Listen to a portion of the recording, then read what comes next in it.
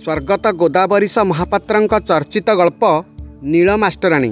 कथाटी सिना 3टी गाँर किंतु खबरटा 10-25 खंड गाँव में जनाशुना। ए गाँर कुआ राति पाहिले से गाँ आकाशरे उड़ी आर गाँ चालरे बसी किछि बाछ विचार न थाई सबुठारु आहार संग्रह करि आसे। सबु गाँव में एकापरी डाके। ए गाँर गाई गोठ से गाँर पड़िया चरिबाकू जाती। ए गाँर बुला कुकुर खाद्य अन्वेषण करी अन्य 2-4 गाँव में बुली आसती।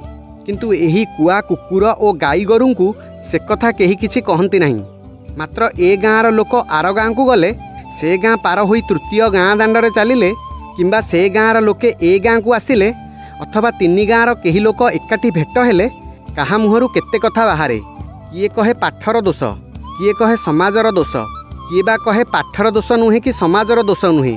दोषटा हेउछि नील मास्टराणीर। निमापड़ार आखपाख 3टी गाँ दांडरे एहीपरि केते कथा चले। ए नील मास्टराणी किए? समयटा खरादिन राति, आकाश धूमायमान, निष्प्रभ चंद्र आलोकरे जगतटा छाई छाइया देखा जाउछि। राति प्राय पहर को बळी जाइछि। एही 3 गोटी गाँ भितरु गोटिए गाँर छोट कुड़िया भितरे 2-4 बुजुला महिला लुगा उपरे मुह पोती पड़ी रही 22 वर्षर गोटिए युवती केते कथा भाबुछि। किए देखिले हुए तो भाबी पारे युवती दिन सारा परिश्रम करी आसी क्लांत होई पड़ी जाइछि। तार चेता नहीं, केवल शारीरिक श्रम फल ए कड़ से कड़ लेउटाउछि। किंतु प्रकृत में ताहा नुहे।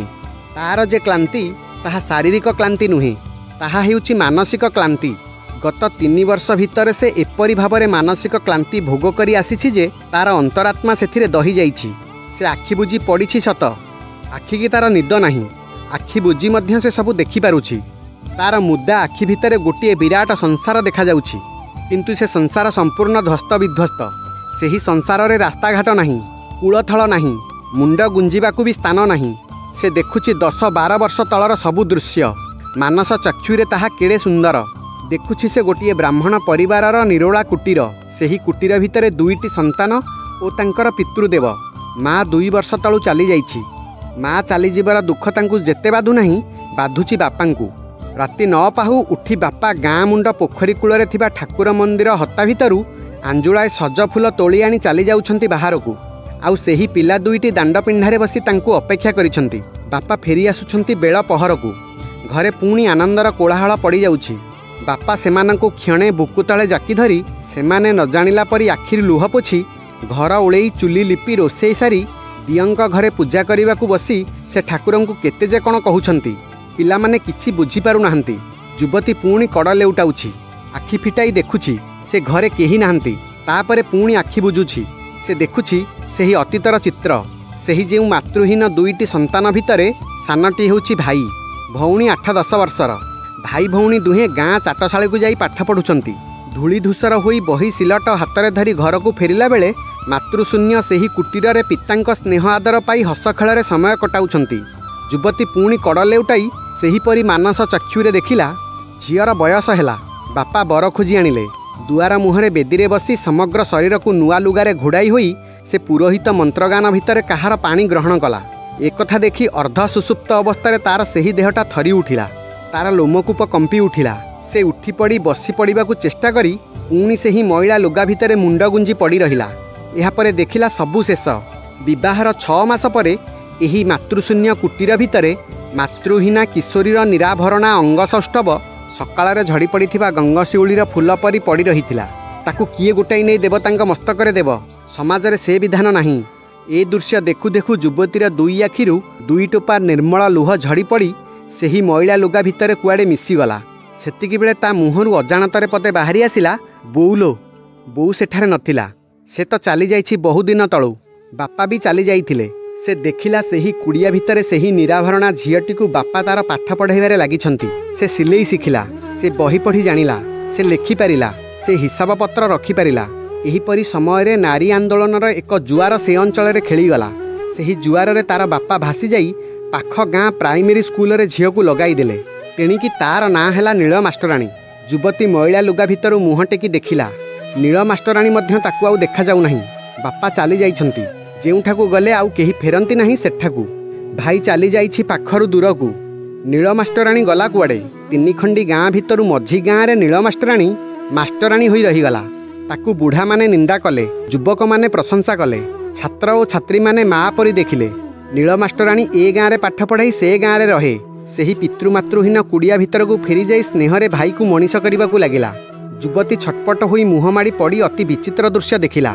जो गाँव में नील मास्टराणी पिला पाठ पढ़ाऊँगी सेही गाँव में केते युवकों उद्यम गोटे यात्रा दल बाहरिले।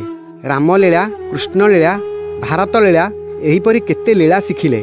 सेही लीला भितर नील मास्टराणीर जीवन यात्रा आरंभ हैला। भारत लीलारे जे अर्जुन हैला से हेउछि दुईटी गाँवर सेवायत मदन सेठी, जार कि तृतीय गाँव घर।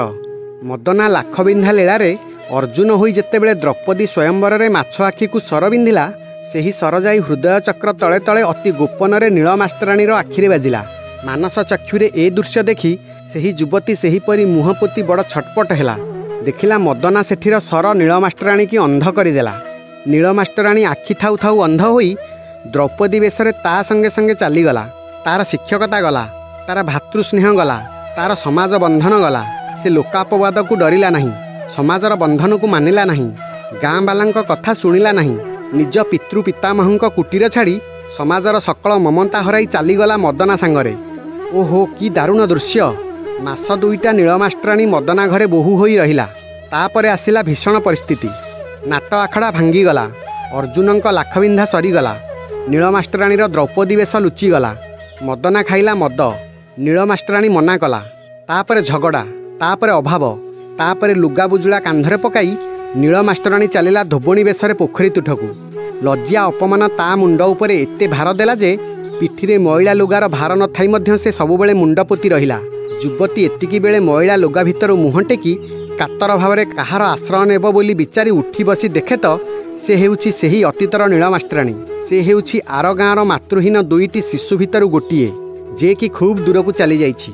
सेही पूर्वर नील मास्टराणी ओ एबर नील धोबणी मइला लुगा भितर पड़ी रही कौन सबू भाबू भाबू बेल बुड़ी राति हेला। राति 2 पहर को गड़िला परे पड़िशा घरे पाटितुंड शुभिला। नील धोबणी पागलिनी परी दुआर फिटाई पड़िशा घरे पशि कही पकाइला, जहाँ आनिच मते दियो चाखिबाकू। मो भाईर परा भोजी घर, मु सेठारे थिले परा तुमको देइथांती भोजी, तुमको देइथांती अईठा भात तरकारी, मते तमे देब नाही। पड़िशा घरर बोहुए मुंड पोती रही भाबिले नील मास्टराणी आहुरी धोबुणी होई नाही। से दिन गला। भाईर भोजी कथा भाबी भाबी नील मास्टराणी तार दिन तुठकू आउ गला नाही। भाउजर बौल पाट पड़िशा घरर बोहू काची करी देबाकू आनिथिला। नील मास्टराणी काकुति मिनती होई कहिला, मु काची देबी लो, मु काची देबी।